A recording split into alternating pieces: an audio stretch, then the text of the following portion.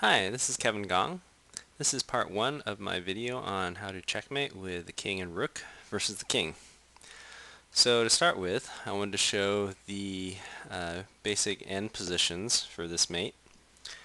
So if you can get the opposing king to the edge of the board, here it's at d8, and you get your king directly across from it, then you just move your rook down to the same row as the opposing king, and that's checkmate.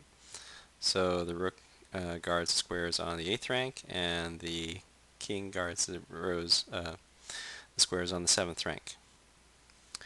Okay, so that's the first position. And then the other position is in the corner. If the opposing king is in the corner and your king is either directly across from it or off to one side, and then you just bring your rook down the same row, and that's checkmate.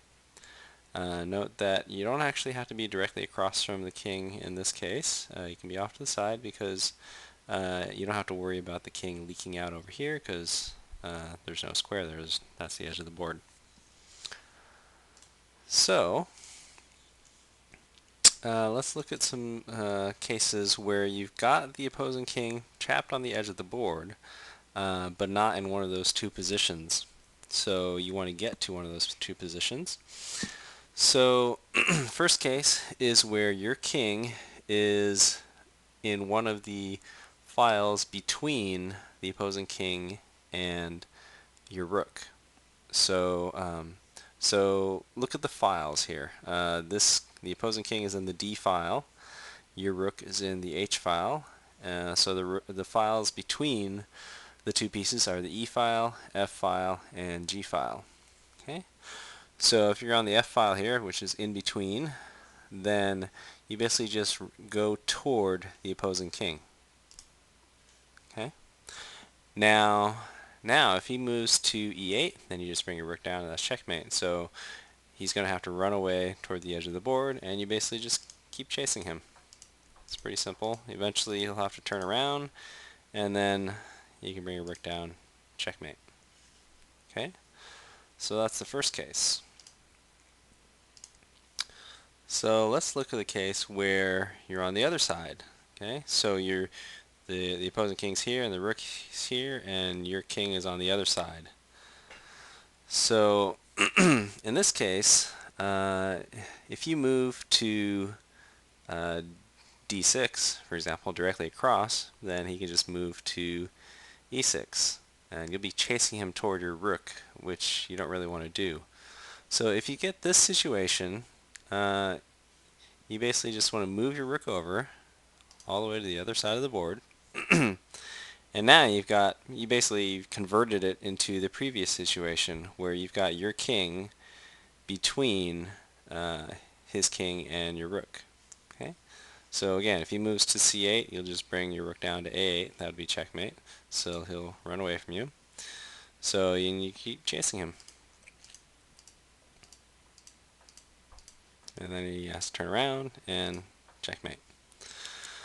So that's the other important situation to learn, which is if you've got that situation here, you bring your rook all the way to the other side of the board. Okay. Let's look at another situation. So here you've got your king between his king and your rook, but you can't chase him because if you move toward him, if you move your king to c6, then he could just move his king to d8, and so that doesn't help you. You'll be chasing him toward your rook again. So if you get this situation where you're so close, you're right next to him, then you use a tempo move. You move your rook, you just move it one square. You can move it one or two, doesn't matter, as long as you stay on this side of your king. You don't want to get too close. Then you basically converted it into one of the previous situations which you already saw. Now again here, if he moves to d8, then you move your rook down to g8, and that'd be checkmate. So he'll have to run to the edge of the board, and you just chase him and checkmate. Okay, so those are three basic techniques you need to learn once you've got the king on the edge of the board. And if you learn those three, then you should be able to finish off the checkmate. So the three things are when you're between the opposing king and your rook, when you're on the other side, in which case you move your rook to the other side of the board, and this situation where you're basically off by one, and then you do a tempo move, moving your rook by one square. Okay. So those are all if you have the opposing king on the edge of the board. So how do you get to that position?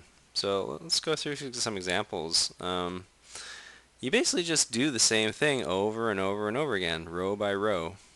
Okay. So first off, if you ever see this situation where you've got the kings in opposition here, directly across from each other, then you just bring your rook down to the same row as the opposing king, forcing him to move up to the 6th rank in this case. Okay, and now you want to think about the situations we looked at before, which is you want to get your king in between the opposing king and the rook. So in this case, the files between the opposing king and the rook are the F file and the G file. So you want to move your rook toward those files. So in this case, you want to move to E4. You can't get all the way there, but you try to get as close as you can. So you wouldn't move to C4 or D4. So you move to E4 in this case. So let's say he moves to F6. Then again, this is just like the situation we saw before, where our king is on the outside. So what are we going to do? We're going to move our rook all the way across to the other side. Okay. And again, if he moves to F6 now, then we'll bring our rook down and chase him to the 7th rank. So suppose he runs to the edge of the board, we chase him, and now we bring our rook down, and he's forced to the 7th rank. So again, always think when you're moving your king, after you've moved to the opposing king another row, you have to think, where do I want to go? Do I want to go to F5, G5, or H5? Well, look at the files between the opposing king and the rook. In this case, it's the B file, C file, D file, E file, and F file. So you want to go toward those files. So in this case, you want to go to F5. Okay. So if he moves to F7, you'll bring your rook down. So suppose he runs the edge, you chase him, and then check. He moves to the edge of the board. Okay. Again, look at the files between the rook and the opposing king. In this case, B, C, D, and E files. So you want to move toward those files. So you want to move to F6. Okay. And let's say he moves to E8, then you've got your king on the outside of the two pieces. So you bring your rook all the way across, and then you chase him.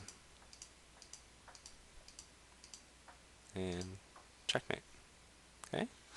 So once you master the positions at the edge of the board, you basically just use those same techniques to force him to the edge of the board.